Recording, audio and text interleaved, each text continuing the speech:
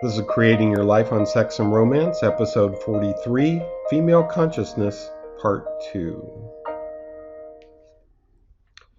Okay, as a quick reminder, I'm going to cover what was covered in a couple previous videos.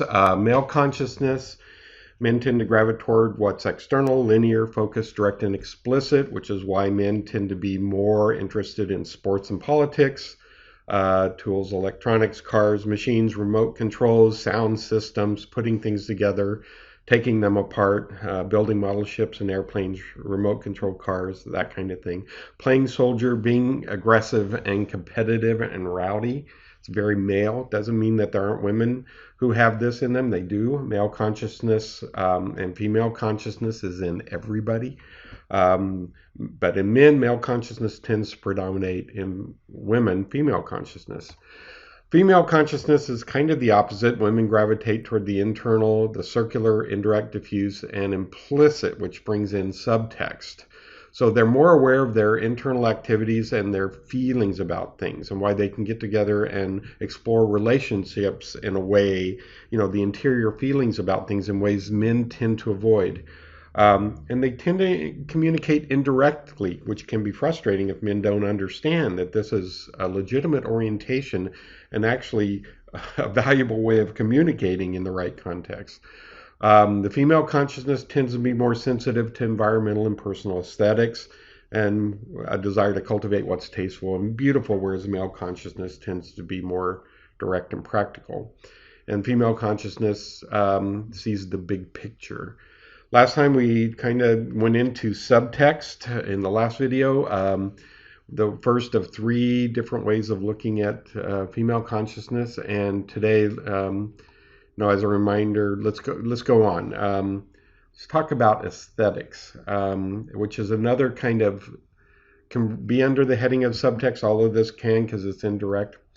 But female consciousness tends to be more responsive to aesthetics. Male consciousness, we tend to be more practical, and this often translates into the way men can be pigs and dress in living spaces. We can put on things that are comfortable, but that don't necessarily match. We're not necessarily aware of how things come together as a whole. Same with living spaces. We want things to be in place and useful in an external sense, but we may not have the sense of wholeness that comes with female consciousness. And this is important, and it's something men need to get. Since female consciousness is more sensitive to internal states, they have this aesthetic appreciation and awareness, and men should, in many instances, defer to females. This is why when a man gets together with a woman, she will sometimes look at him and say, you really should wear this instead, and start helping a man understand how colors connect, how clothing goes together. Same in terms of a home. What kind of pictures go on the wall, where things are placed. And it's important for men to understand that this kind of thing is something that, since women and female consciousness is very sensitive to this, men have to take it into account and be aware of it. That for a guy, it's not a big deal that things be kind of sloppily arranged or put together for practical purposes, whereas it can affect the female more internally and be disruptive to their consciousness even. So for men, it's important to start developing this sense, and this is where females come in and often try to civilize a man, and it's somewhat appropriate.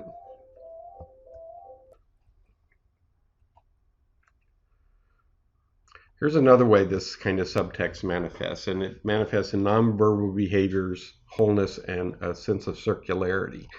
Male consciousness often means getting right to the point, as we've said before. Female consciousness often means giving the whole picture, the context of things. So, for example, there was a time when one morning I knew my wife had an event that she was putting together in the afternoon, but I didn't know the time. So I asked her, darling, what time is your event? And she said, well, at 9 o'clock, I'm going to get together with this person, and then we're going to go do this. And she started telling me the whole story rather than giving me the answer to what I asked for. So I started laughing, and she said, what? And I said, I just wanted to know what time the event starts. And she started laughing because we have this kind of conversation often because that's her orientation. So for female consciousness, there tends to be a need to tell the story, to put everything wholly in context. It's not something where females will often naturally go right to the point. For men who do not understand subtext, they need to upgrade their awareness. And for women who think men should automatically understand subtext, they need to upgrade their awareness. Whereas it's natural for a female, men have to be trained. Now, this whole thing about aesthetics, subtext, and nonverbal behaviors and that kind of thing, you can there's a couple ways that this can help men and women practically when they get together, especially in the home, for example. It's why men need a man cave kind of thing, a room all to themselves, or a place where the female does not have a say in how things are put together. And the reason for that is because of the female consciousness tendency to experience everything internally and the need to have aesthetics match that so it doesn't disrupt her internally. No matter what, anywhere in the home that she has, she participates in, she's going to own the look and feel of it. And men should allow this, generally speaking. And so if you want a place for your own, the guys have to really claim a space and say, this is where I do it. And the female's fine with that as long as it's out of the way, the general public doesn't get to see it, and it's something that a guy can control. Fine. She doesn't need to go in there. She doesn't need to experience it. So in both cases, men need to be aware of what women need, and women need to be aware of what men need. Same with dress, as I mentioned before. Something else I think men should be more aware of also, and a way to also gauge, one measuring stick to gauge how much male versus female consciousness is in somebody. Male consciousness has a lot better handle on dealing with violent motion pictures and films and TV shows and that kind of thing, or horror movies or such. Now, females who are okay with this tend to have more male energy in them. They have this energy that keeps it from affecting them too much internally. But if somebody is primarily female consciousness dominated, these kind of movies, this kind of violence, the horror movies and this kind of thing can get into them internally in a way that they're experiencing it in a much more direct way than a man is. For a man, they can detach from it.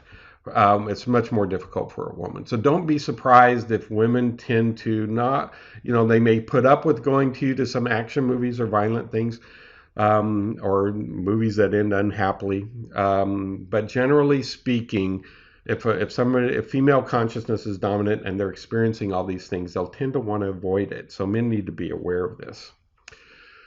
One other thing I want to tell is a story that's on the radio show This American Life. And if you go to the This American Life website, you can actually hear this. They have all their shows for free. And episode 528, in the prologue, there's a story about a woman who was trapped in a closet. And this is a great story to illustrate some of the things that can happen.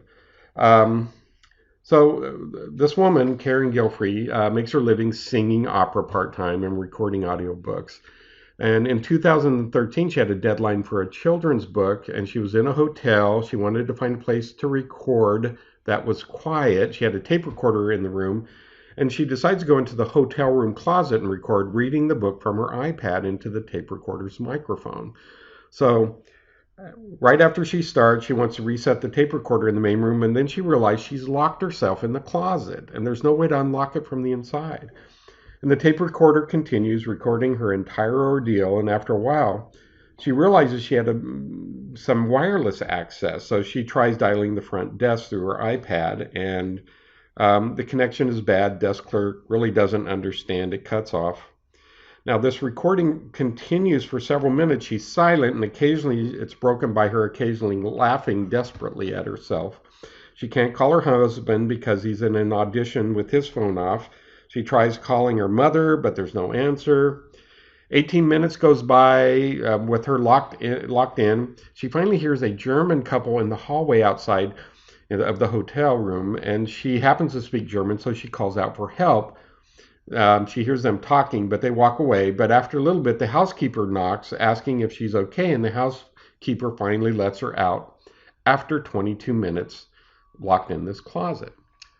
Now, imagine a man trapped in the same closet doing the same thing, whereas a woman is spending 22 minutes thinking about it, maybe even feeling bad or laughing at herself and trying indirect ways. Does anybody have a doubt that after a few minutes, the guy wouldn't be kicking down the door of that closet? He would find an external, direct, and even aggressive answer to this. And he blamed the hotel for creating a closet that would lock that way. He would have no compunction doing this. This would be the male answer. So again, I think this is a great episode that illustrates the difference between male consciousness and female consciousness. Now, when we talk about both of these in men and women, it brings up issues involving gays, lesbians, bisexuals, transgenders, and such things. And it's not the purpose of this video series to get into any specific issues, but I think everything I'm talking about applies across the board in ways that can be adapted by anybody who thinks about it. All I want to really say is that be strong, be honest, be loving, and be true to yourself no matter what your orientation. It doesn't matter who you love. What matters is that you love. So next episode, we're going to do romance before marriage. And go to Amazon.com, pick up my sex and romance book if you'd like to support this series.